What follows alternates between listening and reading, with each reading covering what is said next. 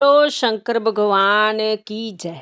प्यारे दोस्तों, धार्मिक कथाएं चैनल में आपका हार्दिक स्वागत है। आज मैं वीडियो में सोमवार की कथा सुनाने जा रही हूँ। दोस्तों, यदि आपने मेरा चैनल धार्मिक कथाएं लाइक और सब्सक्राइब नहीं किया तो ज़रूर करें। बेल आइकन दबाना ना भूलें जो आने वाली सभी वीडियोज की जानकारी आपको सबसे पहले हो सके। वीडियो को पूरी सुनने के बाद कमेंट बॉक्स में ओम नमो शिवाय लिखना ना भूलें। सोमवार की कथा। एक बहुत धनवान साहूकार था जिसके घर धन आदि किसी प्रकार की कमी नहीं थी, परंतु उसको एक दुख था कि उसके कोई पुत्र नहीं था। वह इसी चिंता में दिन रात रहता था। वह पुत्र की कामना के लिए प्रति सोमवार को शिवजी का व्रत और पूजन किया करता था तथा सायंकाल को शिव मंदिर में जाकर शिवजी के सामने दीप जलाया करता था।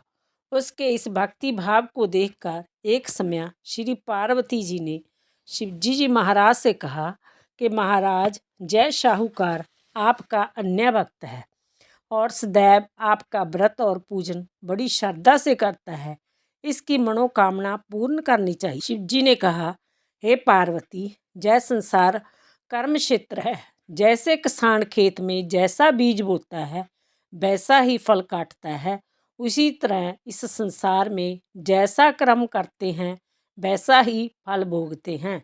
पार्वती जी ने अत्यंत आग्रह से कहा, महाराज, जब जय आपका अन्य भक्त है और इसको अगर किसी प्रकार का दुख है तो उसको अवश्य दूर करना चाहिए, क्योंकि आप सदैव अपने भक्तों पर दयालु होते हैं और उनके दुखों को दूर करते हैं। यदि आप ऐसा नहीं करेंगे तो मनुष्य आपकी सेवा तथा व्रत क्यों करेंगे। पार्वती जी का ऐसा आग्रह देख शिवजी महाराज कहने लगे, हे पार्वती, इसके कोई पुत्र नहीं है। इसी चिंता में जय अति दुखी रहता है। इसके भाग्य में पुत्र ना होने पर भी मैं इसको पुत्र की प्राप्ति का वर देता हूँ, परंतु जय पुत्र केवल 12 वर्ष तक जीवित रहेगा। इसके पश्चात वह मृत्यु को प्राप्त हो जाएगा। इससे अधिक मैं और कुछ इसके लिए नहीं कर सकता। जय सब बातें साहूकार सुन रहा था। इससे उसको ना कुछ प्रसन्नता हुई और ना ही कुछ दुख हुआ। मैं पहले जैसा ही शिवजी महाराज का व्रत और पूजन करता रहा। कुछ काल व्यतीत हो जाने पर साहूकार की स्त्री गर्भवती हुई और उसे 10वें महीने गर्भ से अति सुंदर पुत्र की प्राप्ति हुई। साहूकार के घर में बहुत खुशी मनाई गई, परंतु साहूकार ने उसकी केवल 12 वर्ष की आयु जान कोई अधिक प्रसन्नता प्रकट नहीं की और ना ही किसी को भेद ही बताया।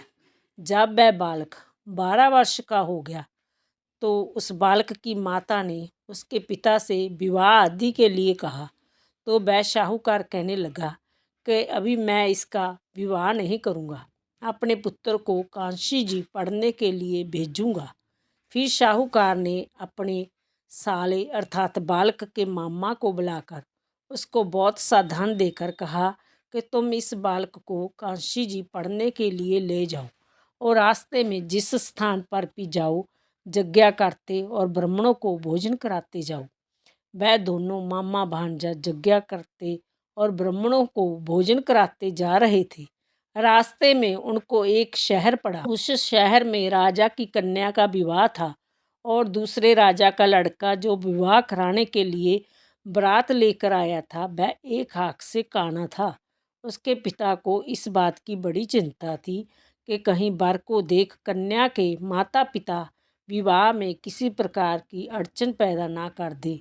इस कारण जब उसने अति सुंदर सेठ के लड़के को देखा तो मन में विचार किया कि क्यों ना दरवाजे के समय इस लड़के से वर का काम चलाया जाए।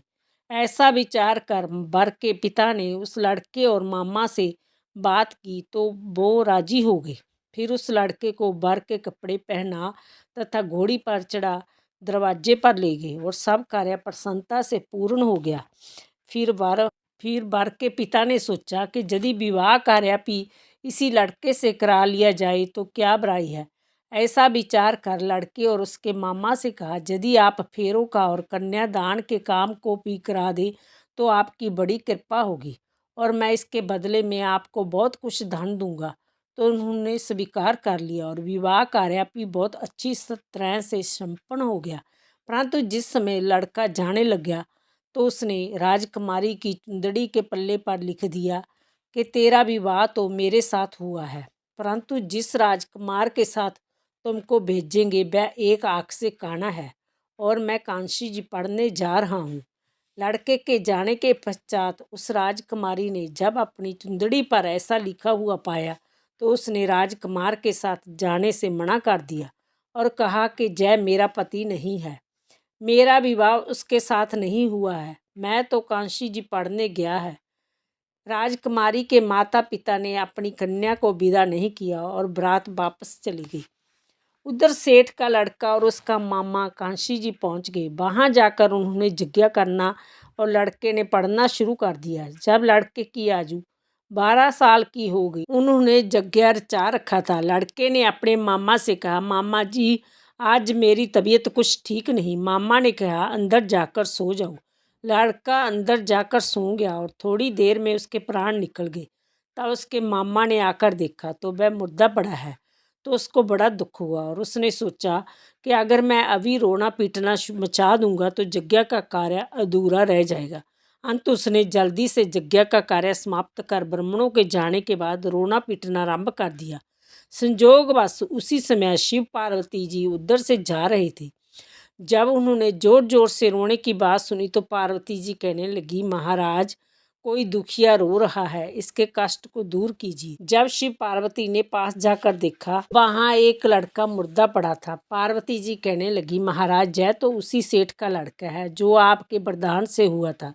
शिव जी कहने लगे, हे पार्वती इसकी आयु इतनी ही थी सो वह भोग चुका है। तब पार्वती जी ने कहा, हे महाराज इस बालक को और आयु दो, नहीं तो इसके माता पिता तड़फ तड़फ कर मर जाएंगे। पार्वती जी के बार बार आग्रह करने पर शिव जी ने उसको जीवन वरदान दिया और शिव जी महाराज की कृपा से लड़का जीवित हो गया। शिव पार्वती कैलाश पर्वत पर चले गए।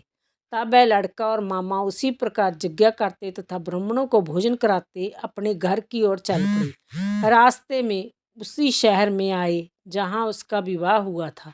वहाँ पर आकर उन्होंने यज्ञ आरंभ कर दिया तो उस लड़के के ससुर ने उसको पहचान लिया और अपने महल में ले जाकर उसकी बड़ी खातिर की। साथ ही बहुत से दास दासियों सहित आदरपूर्वक लड़की और जमाई को विदा किया। जब वह अपने शहर के निकट आए तो मामा ने कहा कि मैं पहले तुम्हारे घर जाकर खबर कर जाता हूँ। जब उस लड़के का मामा घर पहुंचा तो लड़के के माता पिता घर की छत पर बैठे थे और जय प्रण कर रखा था कि यदि हमारा पुत्र सुकुशल लौट आया तो हम राजी खुशी नीचे आ जाएंगे, नहीं तो छत से गिरकर अपने प्राण खो देंगे। इतने में उस लड़के के मामा ने आकर जय समाचार दिया कि आपका पुत्र आ गया है। तो उसको विश्वास नहीं आया। तब उसके मामा ने शब्दपूर्वक कहा कि आपका पुत्र अपनी स्त्री के साथ बहुत सारा धन साथ लेकर आया है। तो सेठ ने आनंद के साथ उसका स्वागत किया और बड़ी प्रसन्नता के साथ रहने लगे।